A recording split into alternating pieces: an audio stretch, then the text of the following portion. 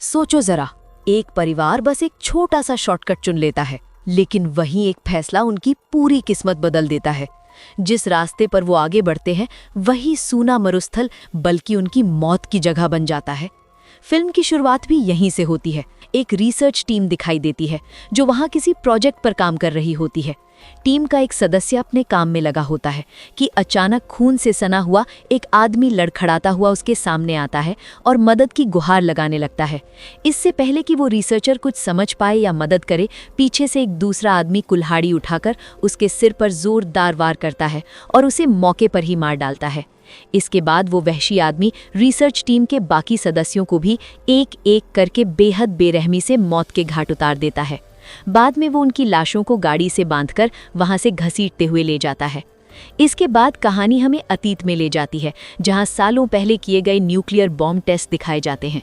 इन धमाकों की वजह से कई बेगुनाह लोग मारे जाते हैं और विस्फोट से निकली रेडिएशन का असर ये होता है कि बहुत से नवजात बच्चे अजीब और विकृत रूप में जन्म लेते हैं।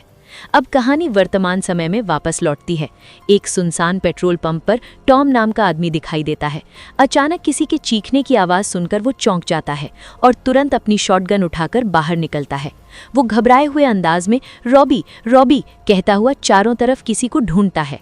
जब उसे कोई नहीं मिलता तो वो वापस अपने कमरे की तरफ जाता है। कमरे के दरवाजे के पास उसे किसी के द्वारा छोड़ा हुआ एक बैग पड़ा हुआ दिखता है।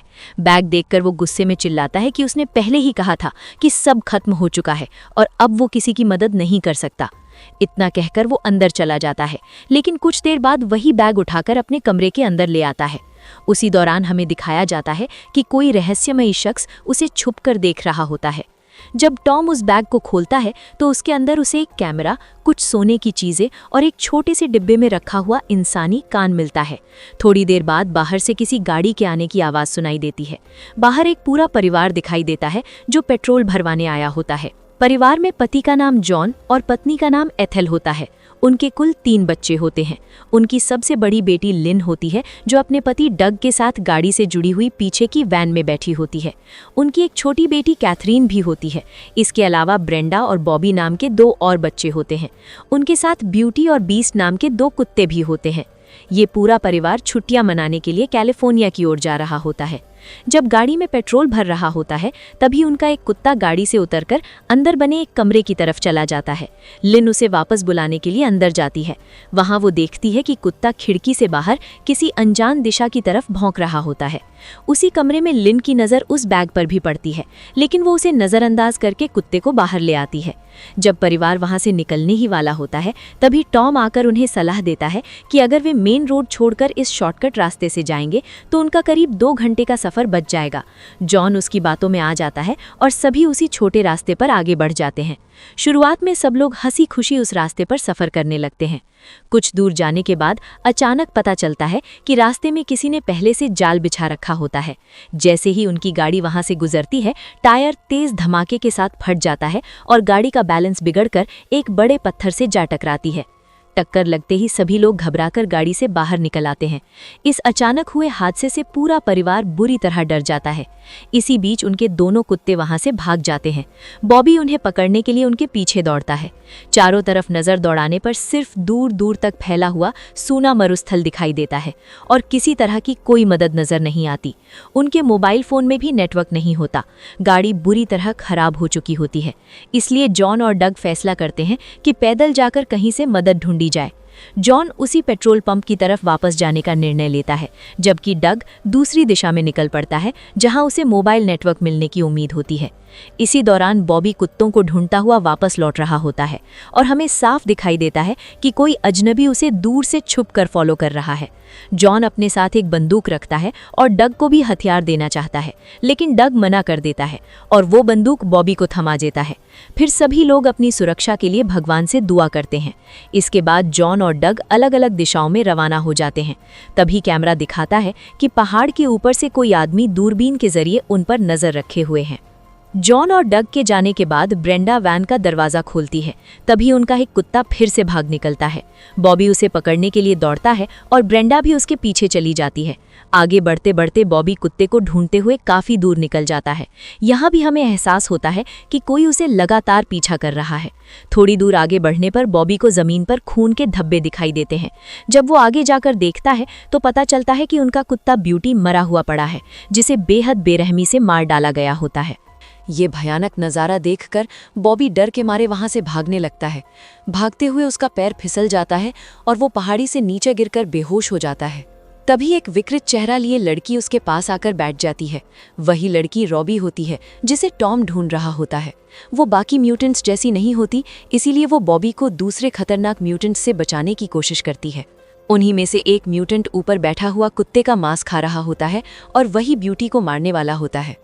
उधर डग काफी दूर तक पैदल चलते हुए एक ऐसी जगह पहुंचता है जहां जमीन में बड़े बड़े गड्ढे बने होते हैं। दूर से उसे कुछ अजीब सा दिखाई देता है। पास जाकर देखने पर वहां कई गाड़ियां लावारिस हालत में पड़ी मिलती हैं। वो हर गाड़ी को चेक करता है, लेकिन एक भी गाड़ी ऐसी नहीं होती जो चलने की हालत में हो।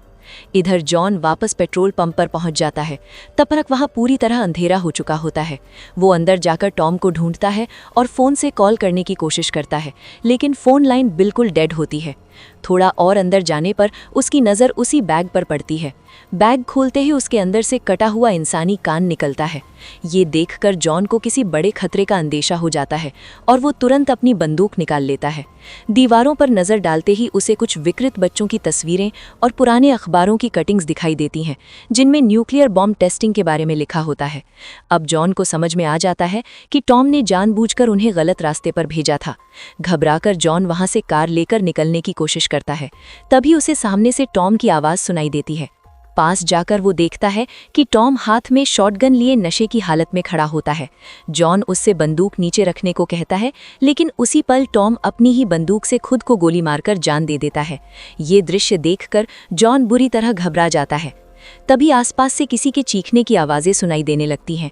डर के मारे जॉन चारों तरफ अंधाधुंध फायरिंग करने लगता है और फिर कार लेकर वहां से भागने की कोशिश करता है। अचानक कार के फ्रंट मिरर में उसे पीछे वाली सीट पर कोई बैठा हुआ नजर आता है।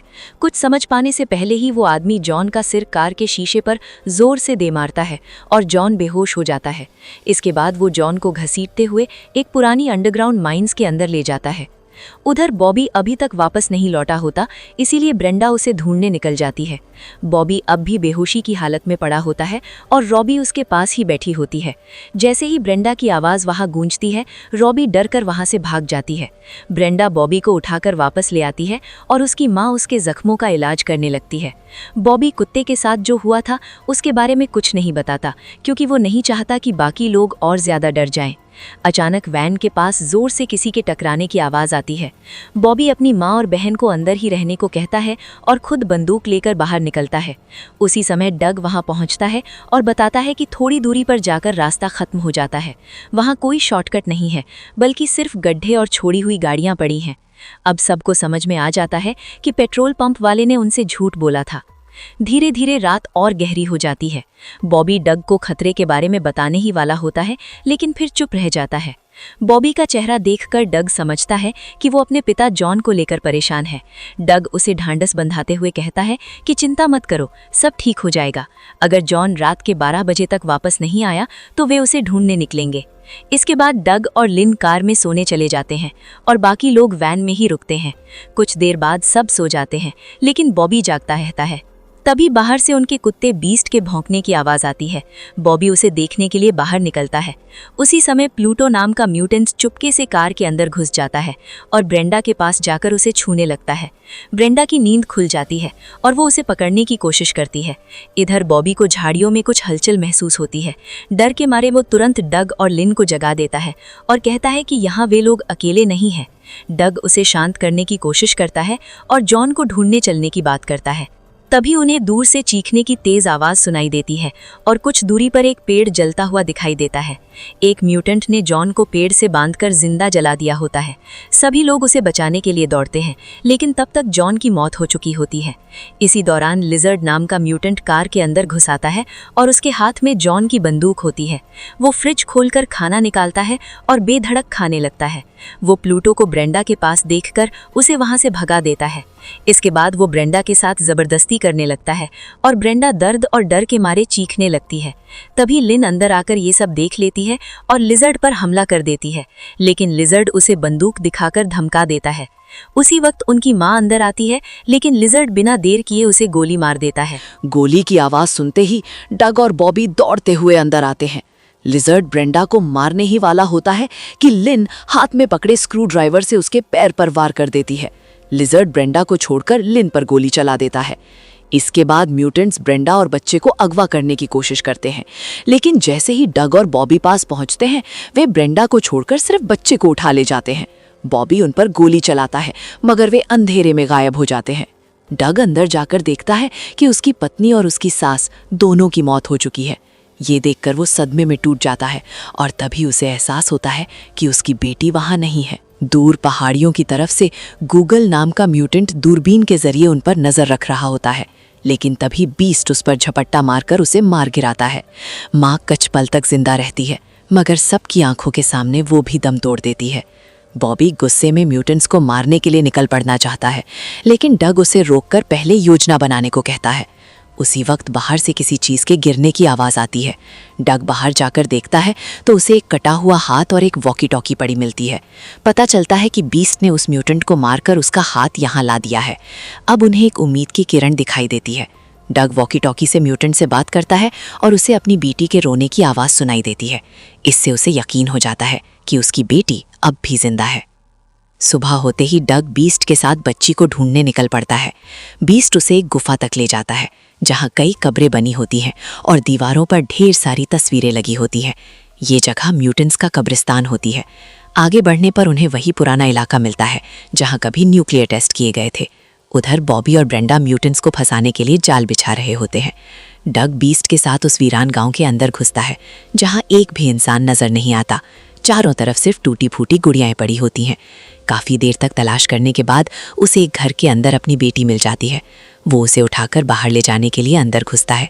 तभी एक म्यूटेंट वहां से गुजरता है, जिसे देखकर डग गाड़ी के पीछे छिप जाता है। उसके चले जाने के बाद वो बीस्ट को बाहर ही छोड़कर घर के भीतर दाखिल होता है। अंदर जाकर वो देखता है कि एक आदमी टीवी के सामने बैठा हुआ है। बिना उसका ध्यान खींचे वो धीरे धीरे अपनी बेटी तक पहुंचता है। तभी अचानक एक म्यूटेंट पीछे से आकर उस पर हमला कर देता है और वो बेहोश हो जाता है। होश में आने पर वो खुद को एक फ्रिज के अंदर बंद पाया है, जहां उसके आसपास इंसानी शरीर के कटे हुए हिस्से रखे होते हैं। ये भयानक नज़ारा देखकर वो पूरी तरह घबरा जाता है और बड़ी मुश्किल से फ्रिज से बाहर निकल पाता है। इसके बाद वो पास पड़ी एक बेसबॉल बैट उठाता है और अपनी बेटी को ढूंढने के लिए फिर से निकल पड़ता है। कुछ आगे एक कमरे में उसे एक और म्यूटेंट दिखाई देता है, जो चलने फिरने में भी असमर्थ होता है और बेहद डरावना लगता है। वही म्यूटेंट उसे इन सभी क्रूर म्यूटेंट्स की कहानी बताता है। वो बताता है कि उन्हें शहर से बाहर निकाल दिया गया था, फिर वे इधर उधर भटकते रहे और आखिरकार गुफाओं में छिपने लगे। बाद में इंसानों ने न्यूक्लियर टेस्ट करने के लिए उनके इलाकों में धमाके किए, जिसकी वजह से वे पीढ़ियों तक विकृत होते चले गए। ये सब सुनकर डग उससे अपनी बेटी के बारे में पूछता है, लेकिन वो कुछ भी साफ साफ नहीं बताता। तभी एक और म्यूटेंट वहां आकर अचानक हमला कर देता है और डग पर बेरहमी से वार करता है, यहाँ तक कि कुल्हाड़ी से उसकी 2 उंगलियां काट देता है। जब वो उसे मारने ही वाला होता है, तभी डग मौके का फायदा उठाकर स्क्रू ड्राइवर से उस पर वार करता है और फिर उसी कुल्हाड़ी से उसे खत्म कर देता है। इस शोर को सुनकर एक और म्यूटेंट वहां पहुंच जाता है। डग उसे देखते ही गाड़ी के पीछे छिप जाता है और जैसे ही वो पास आता है, कुल्हाड़ी से वार कर उसे भी मार गिराता है। ये सब दूर से देख रहा म्यूटेंट लिजर्ड को बच्चे को मार देने का आदेश देता है। उसी पल बीस्ट वहां पहुंचकर उस म्यूटेंट पर हमला कर देता है और उसे मार देता है। अब डग अपनी बेटी को ढूंढने के लिए हर घर की तलाशी लेने लगता है। उधर जब लिजर्ड बच्चे को मारने पहुंचता है, तो वहां उसे एक सुअर का बच्चा दिखाई देता है। असल में रूबी ही उस बच्ची को वहां से उठाकर छुपाकर भाग चुकी होती है। दूसरी तरफ बॉबी और ब्रेंडा देखते हैं कि उनकी माँ की लाश गाड़ी से गायब हो चुकी है। बॉबी लाश को ढूंढते ढूंढते एक जगह पहुंचता है, जहां वो देखता है कि एक म्यूटेंट उसकी माँ की लाश को खा रहा होता है। ये दृश्य देखकर बॉबी दहशत में आ जाता है। तभी वो म्यूटेंट भी बॉबी को देख लेता है और उसे मारने के लिए उसके पीछे दौड़ पड़ता है। बॉबी जान बचाकर भागता हुआ वैन के अंदर घुस जाता है। उसी वक्त ब्रेंडा वैन के अंदर गैस पाइप खोल देती है और बॉबी दरवाजे के नीचे जलती हुई तीली फेंक देता है। इसके बाद दोनों वैन के पीछे से निकलकर वहां से भाग जाते हैं। जैसे ही म्यूटेंट वैन का दरवाजा खोलता है, जोरदार धमाका होता है और वो जलकर मर जाता है। इधर रूबी बच्ची को लेकर अब भी भाग रही होती है। तभी डग बंदूक लेकर उसके सामने आकर खड़ा हो जाता है। रूबी बाकी म्यूटेंट्स जैसी नहीं होती, इसलिए वो बच्ची को उसे वापस सौंपना चाहती है।